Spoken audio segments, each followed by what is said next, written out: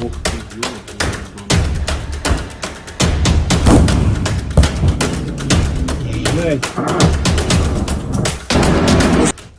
नमस्ते दोस्तों, मैं हूं आरपी राजपूत। स्वागत है आपका इंडिया स्पेशल में। पिछले 4 दिन से रूस यूक्रेन में जंग जारी है। पहले दिन से ही रूस यूक्रेन पर दबाव बनाने की कोशिश कर रहा था और रूस यही सोच रहा था कि 24 से 48 घंटे में पूरे यूक्रेन पर कब्जा कर लेंगे, लेकिन ऐसा होता नहीं दिख रहा है। जेलेंस्की साफ कर चुके हैं कि हम झुकेंगे नहीं, हम आखिरी दम तक लड़ेंगे, जिससे पुतिन की और भी मुश्किलें बढ़ने वाली हैं। पुतिन सोच रहे थे कि 24 से 48 घंटे में पूरी यूक्रेन पर कब्जा कर लेंगे, लेकिन अब ऐसा होता नहीं दिख रहा है, क्योंकि जेलेंस्की साफ कह चुके हैं कि बात नहीं होगी, हम आत्मसमर्पण नहीं करेंगे, हम सरेंडर नहीं करेंगे, हम लड़ेंगे और वो भी आखिरी दम तक लड़ेंगे। दोस्तों, आपको बता दें कि भले ही रूस को इस युद्ध में कम नुकसान हो रहा हो, लेकिन नुकसान तो हो रहा है, क्योंकि जिस तरह से यूक्रेन की ओर से दावा किया जा रहा है कि रूस के 3000 से ज़्यादा सैनिक मार दिए गए हैं। इसके अलावा सैन्य वाहन, हेलीकॉप्टर और फाइटर जेट भी गिराए गए हैं।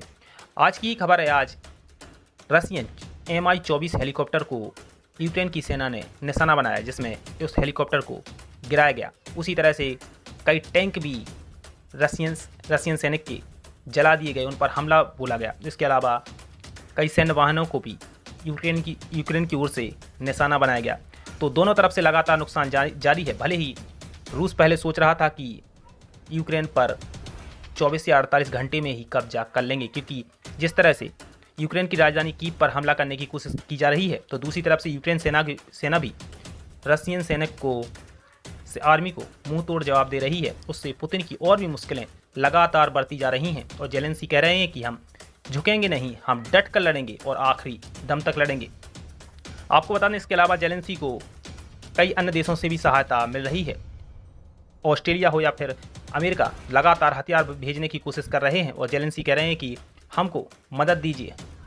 अमेरिका ने कहा था जेलेंस्की से कि हम आपको और आपके परिवार को वहां से कीव से सुरक्षित निकालना चाहते हैं, लेकिन जेलेंस्की ने कहा था कि हमें सवारी नहीं, हथियार चाहिए, हमें हथियार दीजिए। दोस्तों, आपको बता दें कि पिछले 4 दिन से यूक्रेन और रूस में लड़ाई जारी है, लेकिन अब रूस चाहता है कि युद्ध जल्दी खत्म हो जाए, लेकिन जेलेंस्की चाहते हैं कि ये युद्ध चलता रहे, क्योंकि अंतर्राष्ट्रीय स्तर पर रूस अलग थलग पड़ता जा रहा है। जिस तरह से उन पर लगातार प्रतिबंध लगाए जा रहे हैं आर्थिक मोर्चे पर, जिस तरह से पूरी दुनिया रूस को घेर रही है, उससे रूस भी अब घिरता नजर आ रहा है। रूस यही चाहता है कि जल्द से जल्द ये युद्ध खत्म हो जाए, और ये युद्ध अगर 10 दिन से ज़्यादा चला तो रूस पूरी तरह से कंगाल हो जाएगा, खत्म हो जाएगा।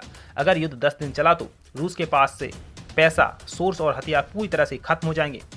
यूक्रेन भी यही चाहता है कि युद्ध कम से कम 10 दिन चले, और अगर ऐसा हुआ तो रूस पहले के मुकाबले थोड़ा कमज़ोर पड़ेगा। इसके साथ ही अंतर्राष्ट्रीय स्तर पर उसे 2-4 होना पड़ेगा। जिस तरह से लगातार आप देखिए, हर दिन नए प्रतिबंध लगाए जा रहे हैं। अमेरिका हो या फिर ब्रिटेन या फिर कोई दूसरा देश, लगातार उस पर प्रतिबंध लगाया जा रहा है। जिस तरह से रसिया पर प्रतिबंध लगाए जा रहे हैं, उससे रसिया कमज़ोर हो रहा है, और पुतिन भी जानते हैं कि अगर 10 दिन ये युद्ध चला तो पूरी तरह से रूस कंगाल हो जाएगा। और जेलेंस्की यही चाहते हैं कि युद्ध चलता रहे और कम से कम 10 दिन तो चले,